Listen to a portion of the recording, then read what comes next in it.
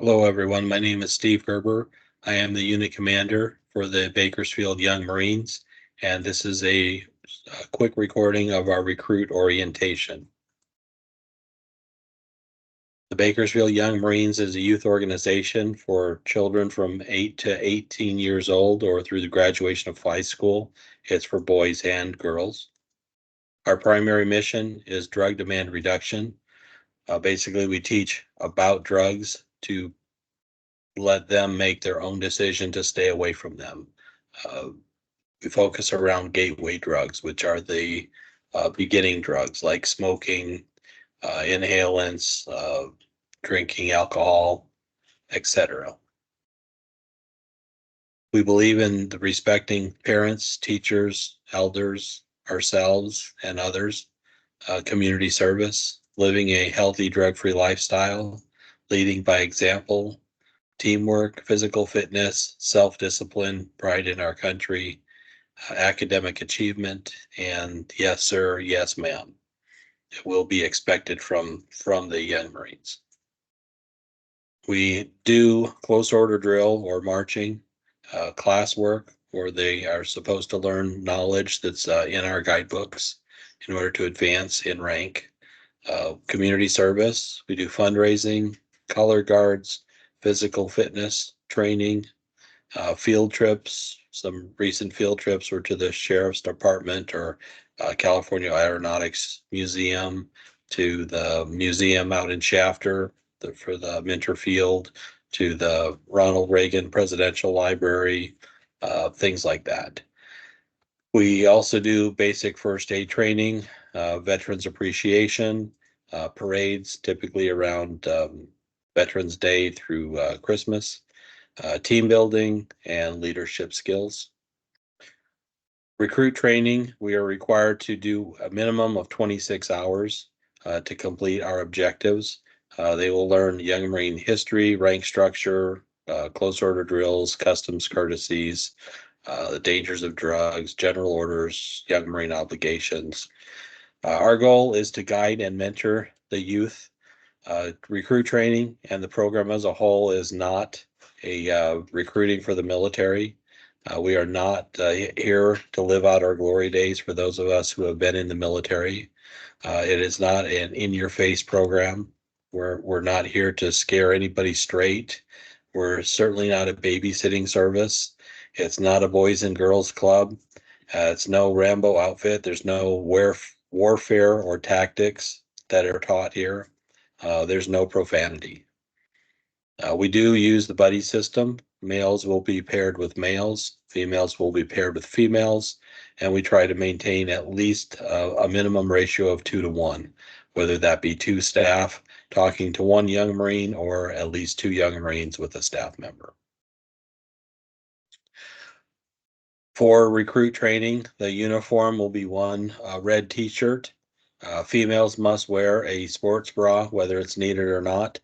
Running shoes, and they need to be tied correctly, must wear white socks, no ankle socks, black PT shorts, something physical training type shorts. All recruits should wear compression shorts under the black PT shorts during PT, both males and females. And all clothing needs to be the proper size and fit correctly. We don't want anything baggy, falling down, as well as we don't want anything too tight. Jewelry, we no earrings, no nose rings, etc. No bracelets except a medical alert bracelet, and no necklaces except for religious, and that can be worn inside the shirts. Recruit hair, males needs to be short, not touching the ears or collar. Length is not to exceed 3 inches. Females, hair should not touch the collar and should be out of the face. A low bun is the best option. All females are to use hair bands that match their hair color, such as yellow if you have blonde hair, brown if you're a brunette, black for black hair. For recruit training, ponytails are fine. Putting it in a bun is something that will be taught. And hair color should be natural, no bold or mixed colors. Training, they'll learn discipline, the history of the Young Marine program, and information to pass a written multi-question test with a minimum score of 70%. And these are the lessons that we will be covering.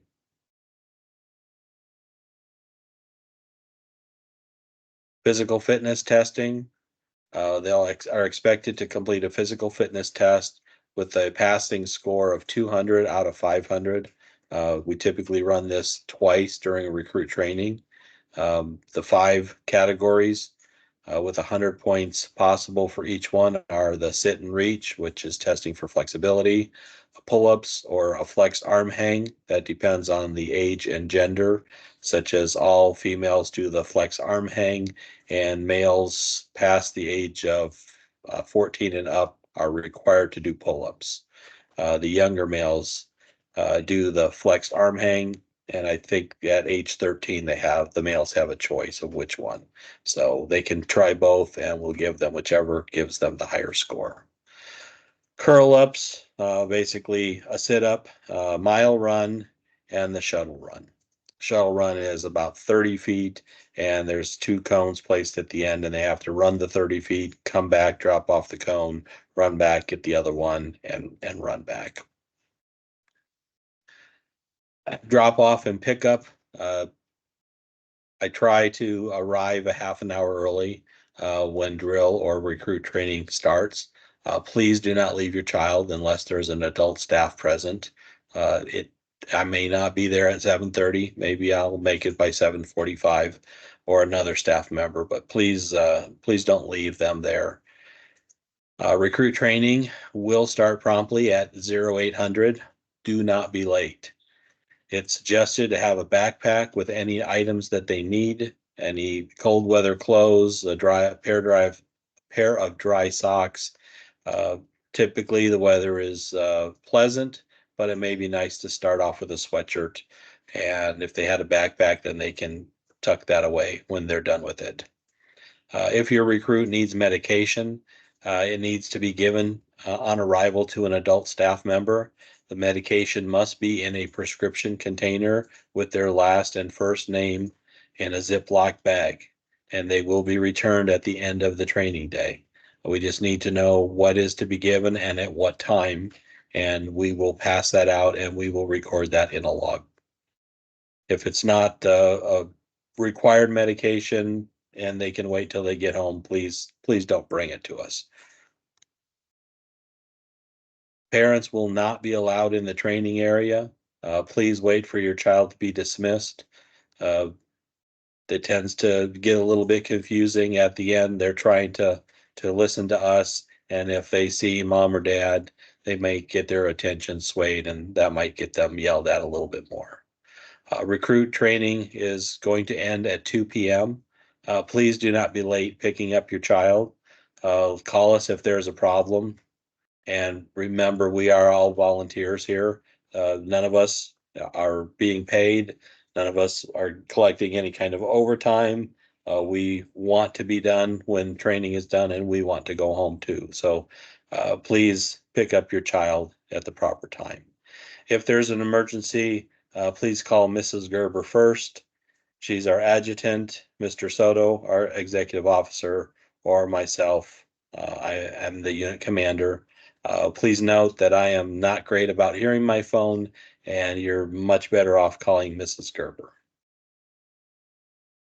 So our program, the cost to join is $350, and it includes the first issue of cami uniforms, boots, PT uniforms, PT sweats. We accept cash, money orders, Zelle payment to the phone number that's there. That's actually my phone number. Credit cards. But if you use a credit card, please know that we do pay a fee for this service, so we don't get the full value. If you write a check, we will take it, but please, if it's not going to go through, please don't write it. If it gets returned and the bank charges us a fee, we will expect you to pay that fee to cover the penalty. All fees must be paid before recruit graduation.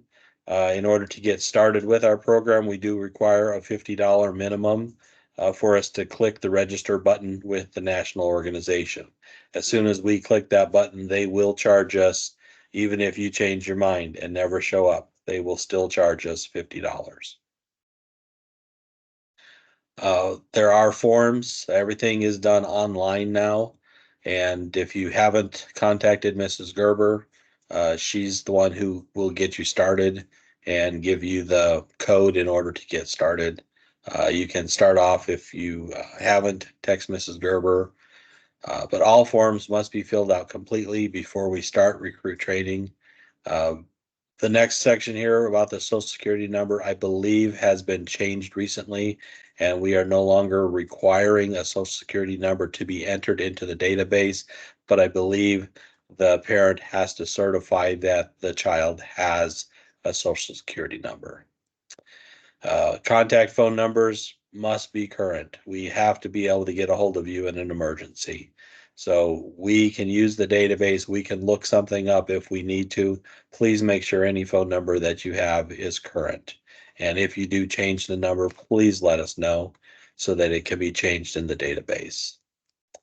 Parents also need to fill out the health history in the application process. If there's any issues regarding health, such as ADD, ADHD, diabetes, asthma, allergies, anything, if we don't know about it, we can't help your child.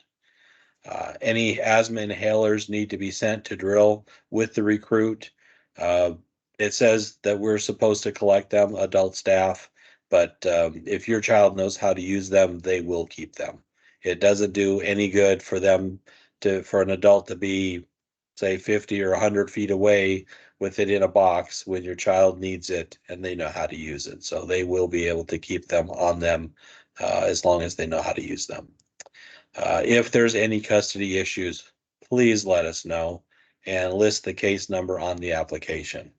We need to have that information that if one parent is not allowed to pick up the child, we need to know that so that it's front and center in our minds or on our paperwork, so that if someone was to stop and pick them up, let's say dad is not allowed and they show up and the child sees dad and says, goes running to dad, we need to know that that's not allowed. So overall, the program itself, there is a yearly registration fee, so $50. That can change from year to year.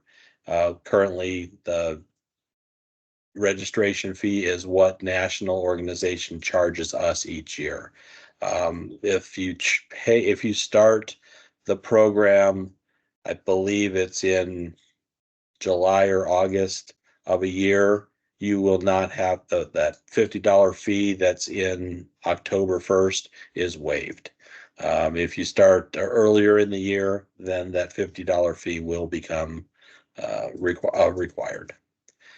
We do 3 hours of DDR are required every quarter. This can be done online. We try to do as much as we can or try to get all those hours in during our training on a weekly or monthly timeline. We're not always totally up to date, so we may have to do some makeup hours, but there is a ability to do some of it online on your own, and that gets recorded, and it's appreciated if they can do that. Our program also requires 50 hours of community service every year. This is available through unit events. We can also accept if your family does community service for schools or churches. We just need to have a letter submitted with the hours and show us some kind of proof, whoever the organizer was, to sign off that they did that and turn that into us, and then we can go ahead and enter that. So if you're involved in your church, and let's just say that you had a church cleanup day, you can have whoever headed that up, you can have them sign us a letter that says your child was involved in that, and they can get credit for that.